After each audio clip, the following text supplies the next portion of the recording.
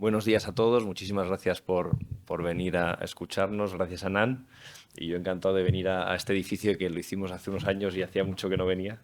Y bueno, pues siempre es un gusto, ¿no? Volver a las obras que ha realizado y además con el perfil que se ve desde Madrid, ¿no? Que aquí se ve el límite de la ciudad que muchas veces no lo percibimos y cuando nos asomamos a estas ventanas pues hay un límite en el norte muy claro, ¿no? Que no es una vista muy normal que se tenga de las ciudades.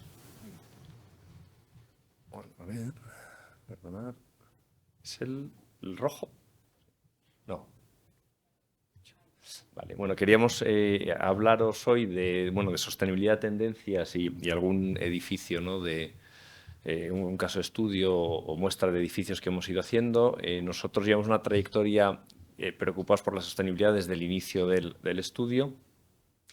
Y, bueno, queríamos hacer un pequeño barrido previo de cómo abordábamos los temas sostenibles en los inicios, ¿no? En los años 80, pues la Torre Mafre en el puerto de Barcelona, pues aquí se consideró los sistemas industrializados y la construcción modular como una forma de abordar esos criterios sostenibles, ¿no? Con unas piezas muy sencillas en fachada, con baños prefabricados. Esta es la torre que se hizo al final de los 80 para el 92. Ahí ya se utilizaban baños industrializados, que ahora mismo parece que está muy de moda, pero realmente llevamos muchos años con ellos, ¿no?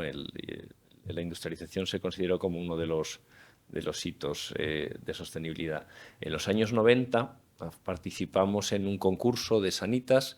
Este es un concurso que venía de Sanitas, en aquel momento era parte de Bupa, una sociedad británica, y allí el tema de la sostenibilidad sí estaba muy presente. Aquí España todavía no había llegado con fuerza. Y este fue el primer concurso al que nos enfrentamos realmente con unas bases y unos criterios de sostenibilidad súper estrictos y muy demandantes. Se ganó el concurso y se construyó este edificio que hoy en día sigue vigente, se ha certificado otra vez, la certificación es estupenda y pues eso, cuando los preceptos arquitectónicos responden de una forma natural a las necesidades sostenibles, ¿no? y medioambientales, pues los edificios siguen funcionando. En este caso se hizo un edificio con una serie de patios, las oficinas daban a los patios, no dan al exterior, se protegen del ruido del tren que está cerca, tienen paneles solares de captación solar, bueno, toda una serie de preceptos que hoy en día siguen vigentes y que no se han perdido. Se empezaban a utilizar los sistemas de cálculo de elementos finitos, de movimientos de aire. Bueno, pues fue un edificio muy estimulante porque fueron los primeros movimientos y las primeras formas de abordar la sostenibilidad de una forma pues más, llamémosle profesional, ¿no? Desde estos sistemas de análisis por ordenador que hasta aquel momento no existían, ¿no? Bueno, estos son los patios interiores y demás. En los años 2000 llegaron las certificaciones medioambientales. Este fue el edificio Alvento, también en Madrid, que fue la primera certificación LEED en España y en Europa, ¿no? Que la certificamos en los 2000. Las certificaciones tuvieron un valor importante, siguen teniendo un valor. Nosotros ahora mismo pensamos más en el usuario, en qué es lo bueno para el usuario, qué es lo que necesita, que en la propia certificación, ¿no? Las certificaciones están muy bien porque nos dirigen, marcan unos caminos, pero hay veces que se quedan cortas. Y bueno, aquí como vemos, este es una relación entre lo que ofrecen las certificaciones actuales y lo que nos pide el Acuerdo de París. El Acuerdo de París pide limitar el aumento de temperatura en 2 grados centígrados y la realidad es que si seguimos con la línea que tenemos y aplicando las certificaciones actuales, pues por ejemplo, con una certificación LEED Platino se llegaría solamente a un ahorro a una elevación de temperatura de 3 grados. No llegaríamos a limitarla a esos 2 grados centígrados que nos pide el Acuerdo de París, ¿no? Con lo cual, lo que está claro es que tenemos que ir más allá de las certificaciones y de las limitaciones que tenemos ahora mismo.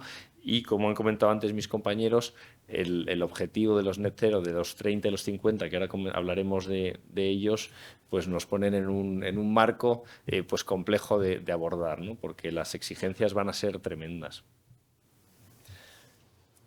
Ya en la generación, en los 2010, en esta década, pues pasamos a edificios en los que, como os decía antes, vamos más allá de las certificaciones y lo que queremos son edificios que fomenten el bienestar de las personas, ¿no? Que que mediante la presencia de la naturaleza, mediante los edificios bien ventilados, bien soleados, con espacios amplios, espacios agradables, permitan favorezcan el confort del usuario, tanto en edificios de oficinas, como es el caso. Este es el edificio Arboria, que está en las tablas, para GMP, que fue uno de los edificios que mejor se alquiló en su momento cuando se hizo, como los edificios residenciales, ¿no? Como comentaban antes, pues el usuario de una vivienda necesita un espacio en el que esté a gusto, en el que viva bien, que tenga ganas de volver a su casa, en el que se pueda relacionar con sus vecinos, ¿no? con la gente que vive en el edificio, porque tanto el confort ambiental de temperatura higrométrico es importante, pero también el confort social y la sensación de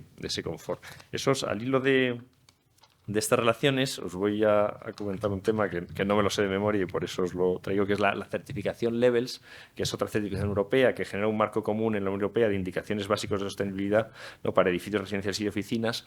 Pues abarca todos estos aspectos, ¿no? Desde la huella de carbono, la producción de energía, el uso del agua, la resiliencia, los espacios saludables y confortables y la rentabilidad económica. Eso voy que tenemos que entender la sostenibilidad como un todo. No sirve de nada un edificio que ahorra mucha energía si no es rentable económicamente y si no es bueno para las personas que viven en él, no lo viven de forma confortable, ¿no?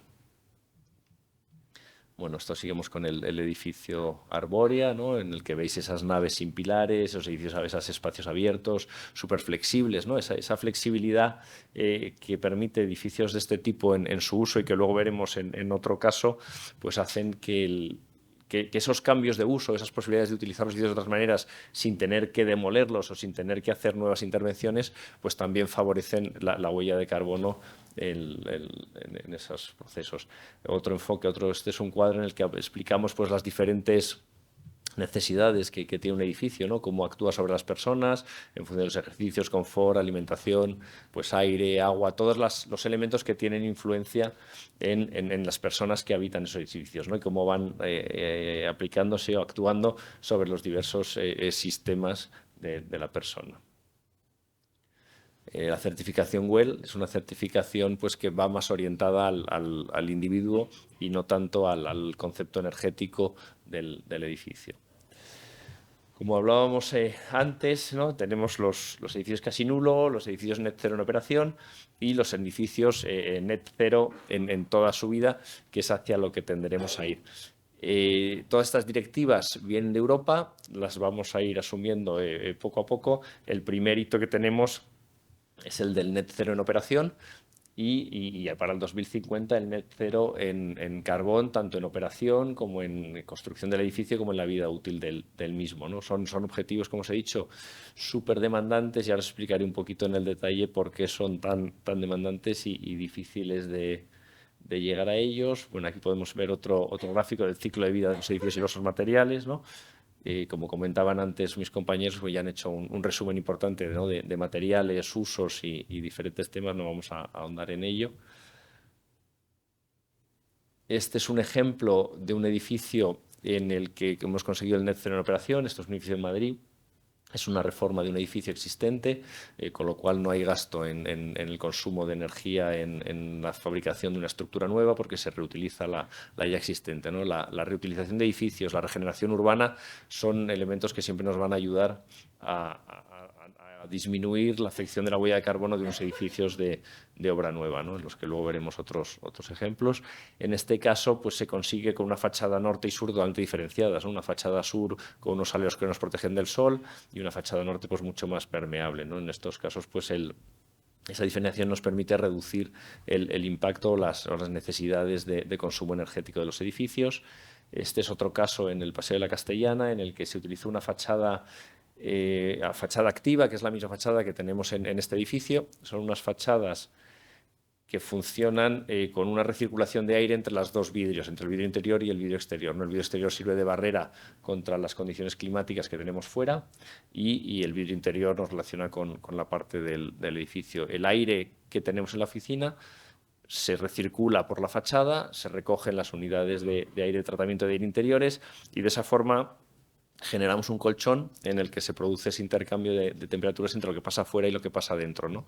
Y permite controlar de una forma pues, muy práctica, ¿no? Y que funciona muy bien la diferencia de temperatura entre interior y exterior, reduciendo las necesidades de energía y de acondicionamiento de los espacios interiores, ¿no? Bueno, pues aquí veis otro gráfico en el que se ve cómo circula, tanto en invierno como en verano, pues se genera ese colchón dentro, generando ese aislamiento.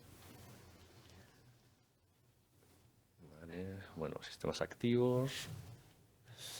Por supuesto, para poder llegar a esos objetivos de net cero necesitamos capturar energía en el sitio y dotar a los edificios de producción energética, ¿no? Como decían antes, si no, no es posible. Bueno, volvemos a los objetivos de 2050, a partir de 2036 net cero en el whole life carbon.